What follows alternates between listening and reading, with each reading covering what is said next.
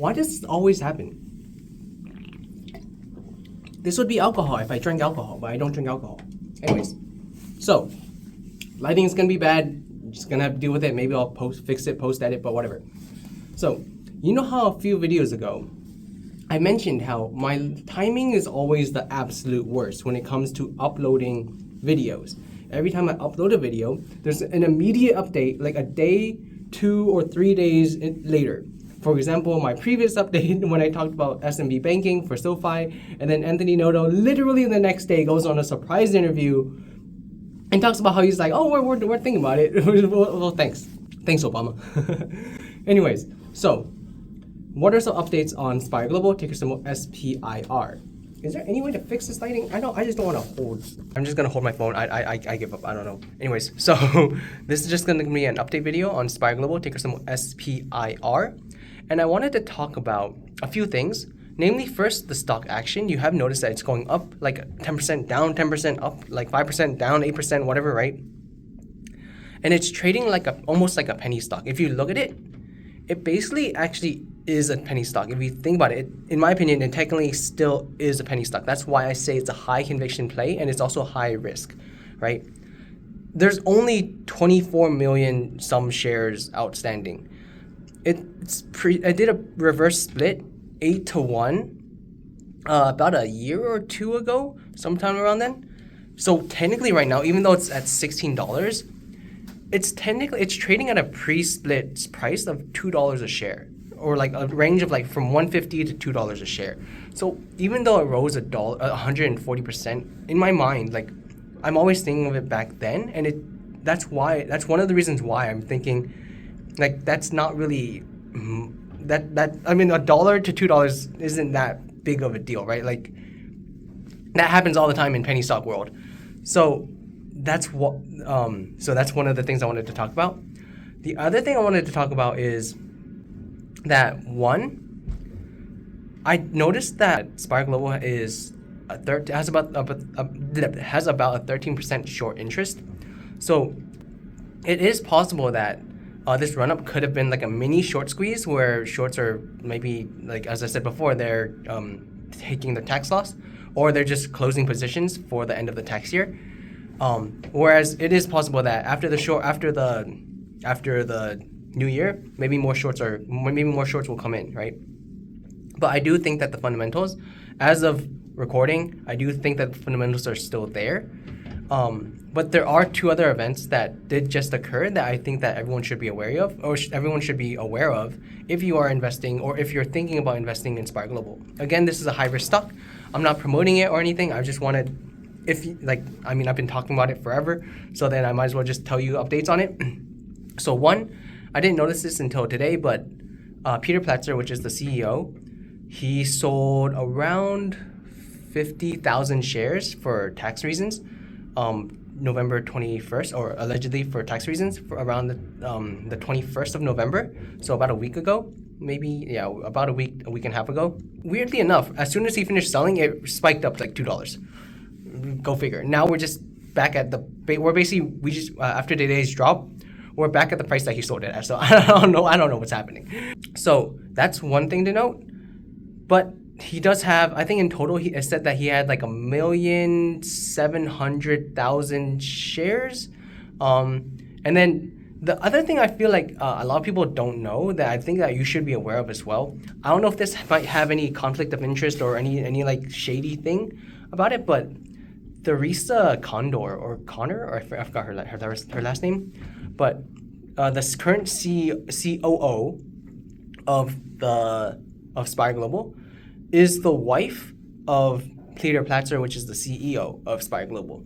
Now, I don't know if that makes it shady. Like, I was thinking about this, and I just get confused because I don't know if there's anything that could be seen as weird or malicious or anything. So I was hoping that if anyone knows, or if anyone has any previous, has invested in any previous company where this type of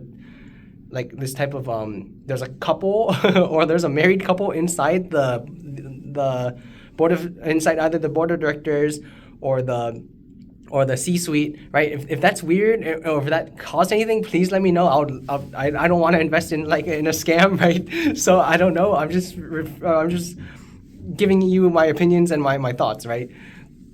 But that brings me to my next point, where there was just a filing today, or not a filing, but there was just an announcement today that Peter Platzer, CEO, will be stepping down, I think, as of January 1st, and he will become the executive chairman of the board, or of the board of directors, right? And then Teresa Condor, I forget if it was Condor or Connor, but I think it was Condor, I don't know, but his wife, right, who is currently the COO, is now going to become CEO, right? And then who they're replacing with for the COO is going to be someone from Airbus. Thankfully, it's not Boeing. Thankfully, but that is pretty good, right? I looked at their LinkedIn. There's 2 people from Boeing that are coming in to join the C-suite. One's going to be COO, and one's going to be Chief Transportation Officer, I think, and then the Chief Operations Officer. So both of those are going to be from Airbus, and then I think that is pretty good, right? But that does. Oh, and also the CFO is going to be stepping down after the books have been cleaned, after the accounting issues are all solved, and those are released. And then and then while he's gone, they're gonna have the previous CFO take his place until they find a replacement. So all these things, all this change is happening all at once, which might explain the sudden stock drop, right? But then it's not necessarily the case. It's just I'm just confused. There's so much happening all at once, like that. I just got like a complete data dump, and my brain is kind of fried right now. I did like very minute amount of research into their LinkedIn, all that stuff. I was thinking also about like, oh shoot, is the CFO is leaving? Does that mean the books are shady? What's gonna happen, right? So he's leaving after the books are released, which is thankfully a lot less concerning than if he were to leave immediately. That would be very scary, right? And also, thankfully, you see the CEO, he was selling, so he has 1.7 million shares. He sold 50,000, so he sold about a 30th, give or take like about a 30th of his shares. So maybe we'll say around 2 point something percent, like 2.5. I don't know. I'm not fast at math. 2.5%. I don't know. Someone correct me in the comments. 2.5% of his shares.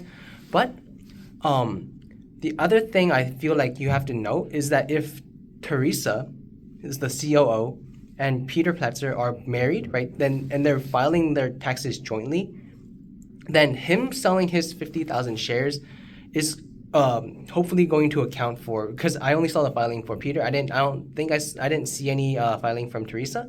So if they're filing jointly, then those 50,000 shares sold will cover the taxes, or from my opinion, what I think is going to cover the taxes for any stock grants or anything for both the couples, right? For the I'm bad at math. I'm bad at speaking. For Peter and Teresa.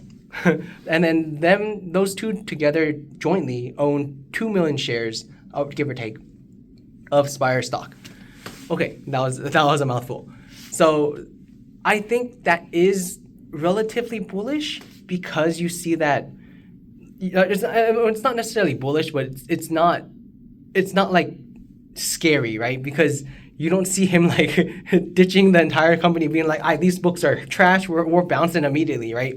They sold around, as I said before, so if it was 50,000 out of 2 million, then that's around 1 to 40, right? So a 40th percent, so a 40th, okay, that's actually 2.5%. So yeah, I'm bad at math. Anyways, so they sold about 2.5% of their total shares. So, and they said it was for taxes, so I'm just gonna believe it's for taxes. So that's just something I wanted to kind of talk to you guys about. I don't know if it's just me rambling, but I wanted to kind of ask you, like, what do you think about all these things happening at once, right? The CEO selling shares for tax reasons, as I said, right? About a 40th of the CEO and the COO's joint position.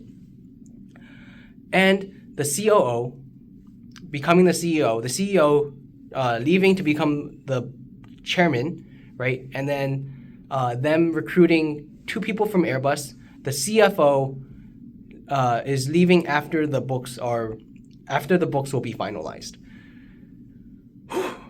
Again, there does add a slight bit of uncertainty where, like, if he's like, what if he's bouncing? That'd be scary, right? What if the CEO is getting ready to bounce, right? That could also be scary. So if you are, I just wanted to give you kind of a very long summary of possible risks that might have just sprung up recently in regards to investing in SPIR Global. Again, I don't want my channel to be like a shilling type of channel, right? Where you just show like companies that I'm invested in.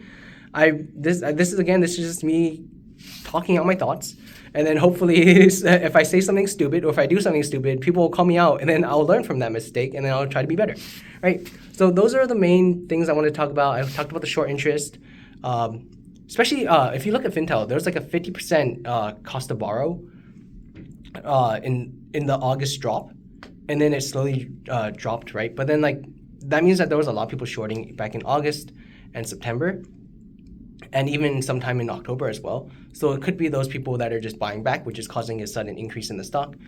But again, if you do believe in management, I think that the fundamentals are there. Again, you can't see the books at all, but then I'm trying to read the tea leaves, and it looks like the fundamentals are there. It looks like if you're doing a PEG ratio, just calculated like a 1.74 PEG, just based off the idea that they were able to pay off $10 million of their debt last quarter, right? Oh, that's even less than the 1.74, because if they were able to pay off $10 million in the last quarter of debt, right? Because you saw their debt dropped from 110 million to 100 million. And that means that if you annualize that, that's $40 million of cash flow positive, right? Of being cash flow positive, or of net profit that they were able to accumulate, right? Again, this is like shady math. 40 million. And then if they make annualized $40 million of just profit, and they're only worth right now 380 million. And then you assume maybe like a 20% growth. That's a pretty good. I'm not going to do the math right now. I'm tired, but that's pretty good. That's pretty good. I know for sure that's pretty good. But those are just some key news things that came up. Just the change and like alteration in management and in all that stuff. Them poaching 2 people from Airbus, thankfully not Boeing. And then also I wanted to touch upon the short interest, and also the CEO selling about 2.5% of his position in SPIR Global for taxes. That's it. Okay, bye.